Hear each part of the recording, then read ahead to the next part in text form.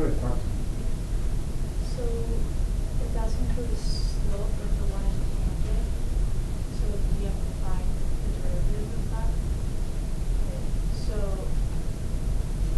to do the derivative we do would be 2x. 2x. And then you have to do the product rule. So you would do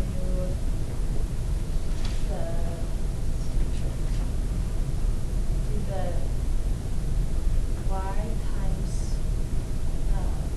the derivative of x plus x times the derivative of y. Huh? So you have y multiplied by dx over dx. Plus x times by y prime. Y prime or dy over dx, either way. Keep going, Joseph. And then you would add that to, would it be 2y prime for this? And then the derivative of 7 is 0. Perfect. Keep going. And then, so you have to get y prime on one side. So you have 2x plus y times 1 plus x y prime plus 2y y prime equals 0.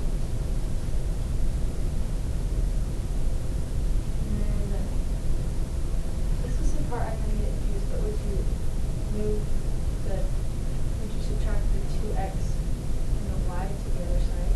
So you have negative 2y minus y. Let me show you one little thing that maybe will help for the future. It's like I was saying to Cameron earlier, if you can start to let your brain kind of relax a little bit and not get so, it's very common, you see all those symbols, you get nervous. If you can kind of let your brain relax and say, well, the only symbol I really care about is the y prime. Yeah.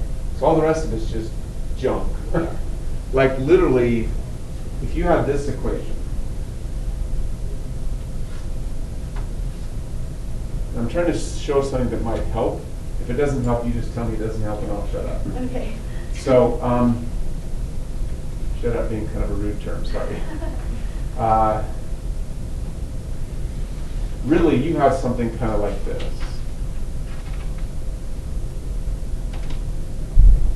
Because you just have stuff plus something times what I want plus something times what I want.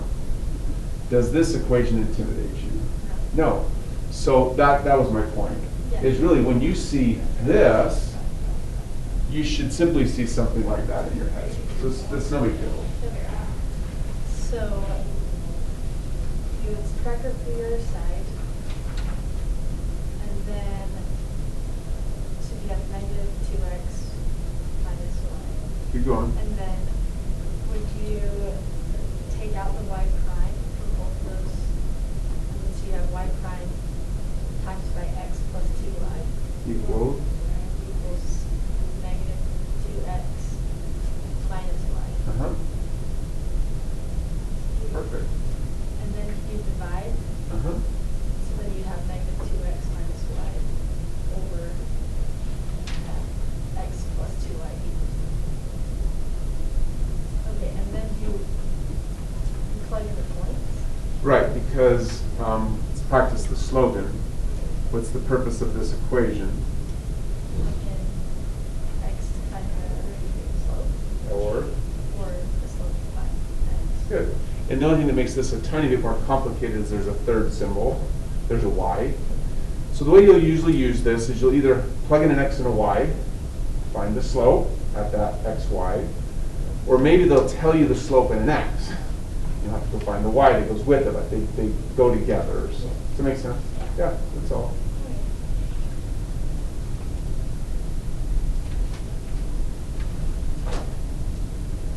Just always practice good notation. It will save you on a test. What happens is on a test you're under pressure. And so if you start just kind of scribbling, pretty soon you don't know what you're doing. If you have good notation, your brain will recognize it. It will help you relax. And you go, oh no, wait, I've seen this before. and then you'll feel better about it. Sorry, I missed what you just said. When you said like the purpose of this equation is like to plug in x find the slope, and you said the thing that's confusing for the y. What did you say about that? Yeah, no worries. Come back to here, Liv. So Liv's question for the video was, what was that slogan I used? Where I'd like you to start the slogan is way up here. What's the purpose of that equation?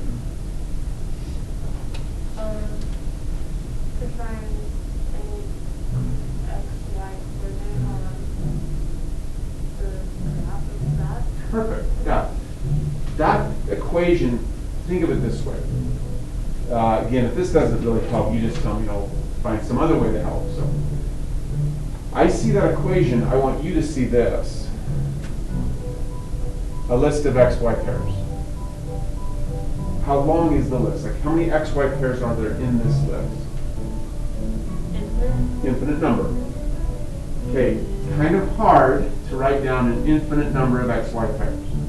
So someone long ago said we don't need to. We'll just create an equation. And from the equation we can generate any x, y pair we need.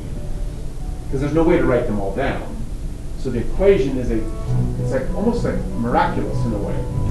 That one equation can contain within it an infinite number of x, y pairs.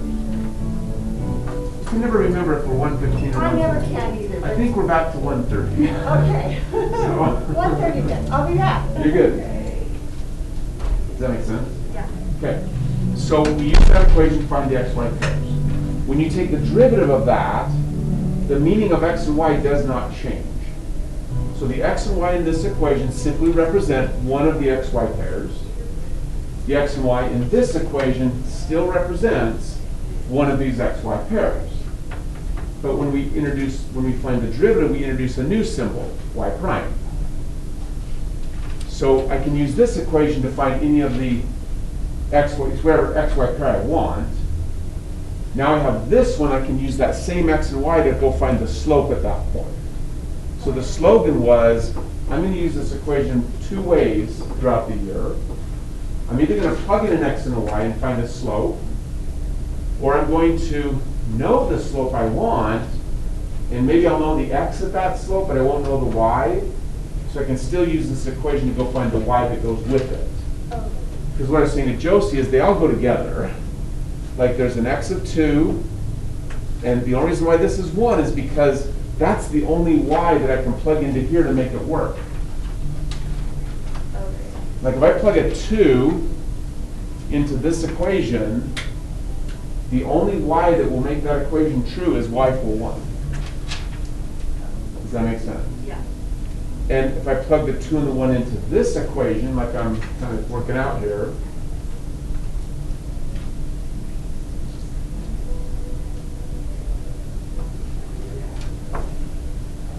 let's see, don't let me make a mistake. -5/4. That's the slope of the curve at that point. And so these three go together, like they're inseparable. Although there might be another place where the slope is -5/4. Does that make sense? Yeah. Cool. On number 4, Let me stop this. So